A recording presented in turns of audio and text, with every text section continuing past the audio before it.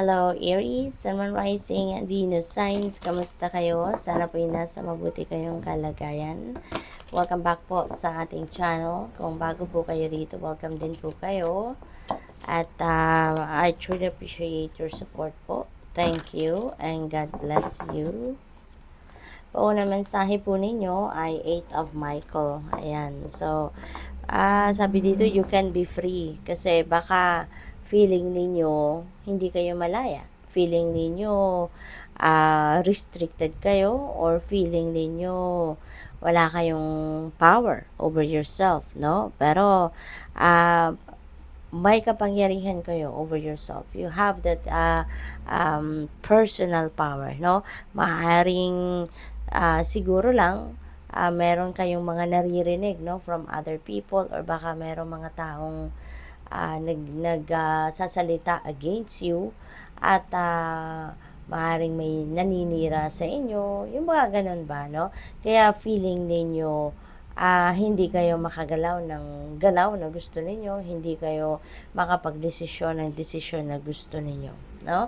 But kung kapangyarihan over yourself ang pag-uusapan, no, you have that personal power. Kaya kailangan nyo lang na isipin na malaya kayo, diba? Kasi parang ang totoo naman, wala naman nagre-restrict sa inyo sa ngayon. So you can be free if you decide, no, na maging malaya kayo.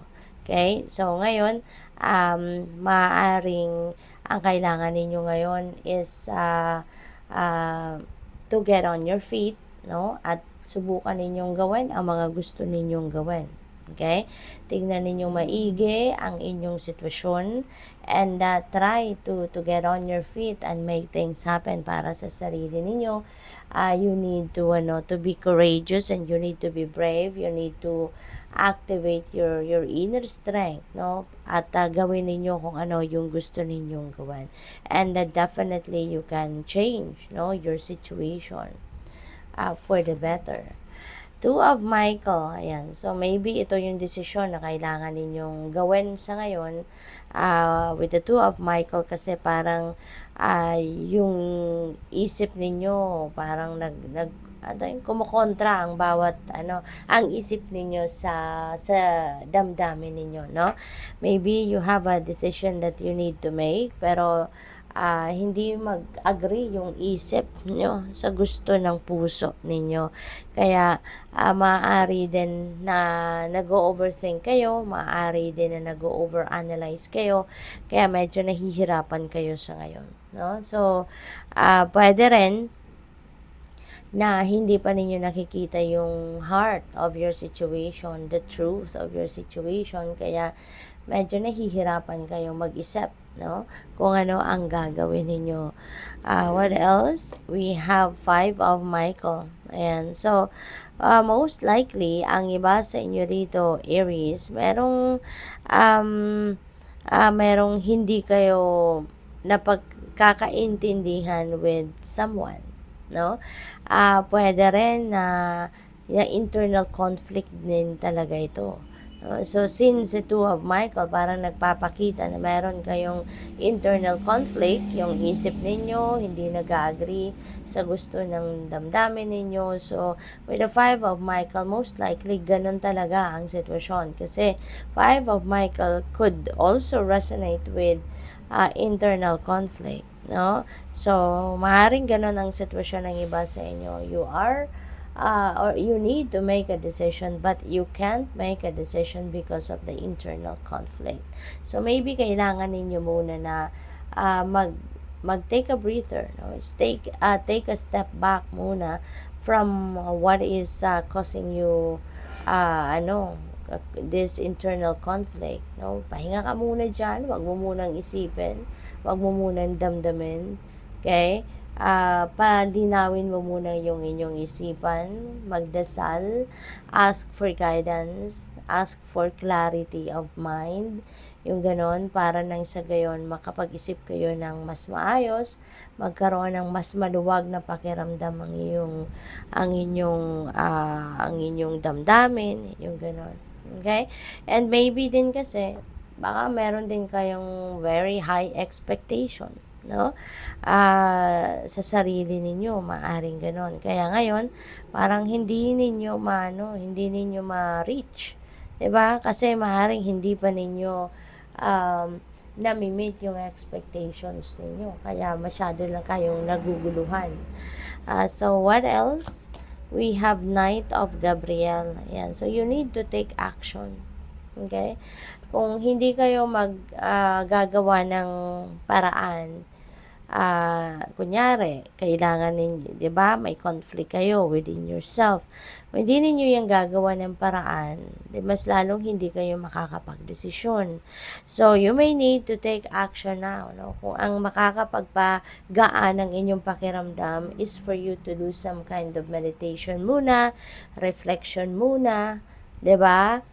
Gawin muna ninyo yon para matulungan kayo na gumaan, lumuwag ang inyong pakiramdam. Okay? So, you need to take care of yourself muna.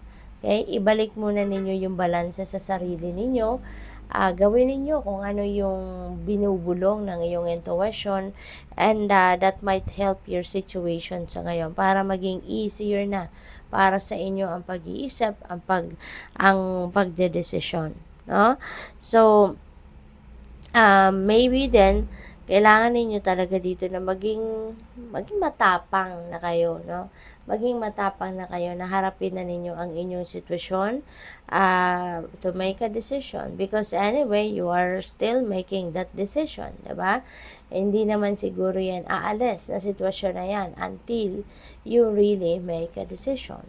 So, what else? We have 9 of Michael. Ayan, sobrang nagwo-worry ang iba sa inyong Aries.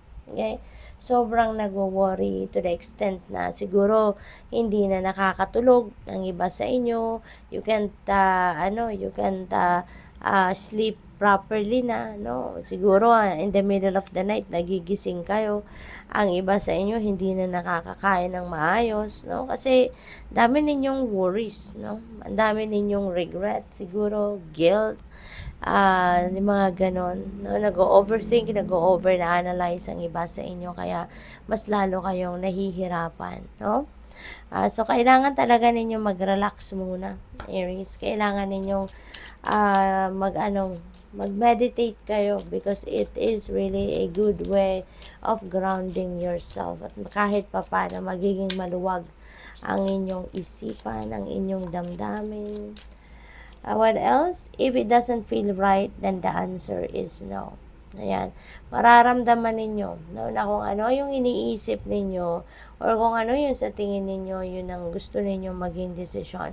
But, mararamdaman ninyo na hindi yun ang tama, hindi yun ang dapat na gawin ninyo or yung maging desisyon ninyo. Kasi, mararamdaman ninyong meron kayong discomfort na nararamdaman sa physical aspect ninyo. Makakaramdam kayo ng anxiety, makakaramdam kayo ng yung hindi kayo mapakali, or maybe kinakabahan kayo, yung ganon. That is a sign, no, na kung yung iniisip ninyo, hindi yan ang dapat, hindi yan ang tamang gawin. Okay? You are never alone, believe. Okay, magtiwala kayo na hindi kayo nag-iisa. Okay? Unang-una, yung spirit team ay nandiyan. Yung spirit realm laging nandiyan para gabayan ka, tulungan ka. You know, kailangan mo lang na magdasal. They are just a prayer away, no? At mararamdaman mo or makikita mo na nandiyan sila to the rescue. What else? We have love will get you through. Ayan. Kung mayroong pag-ibig, mayroong pagmamahal sa puso ninyo, you know, malalagpasan mo kung ano man ang challenges na pinagdadaanan ninyo. Kasi when there is love, all the good things follows, no?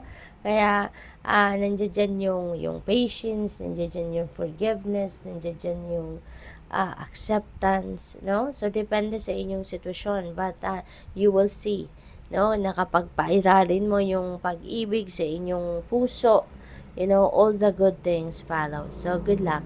Thank you for watching. Love and light. Namaste.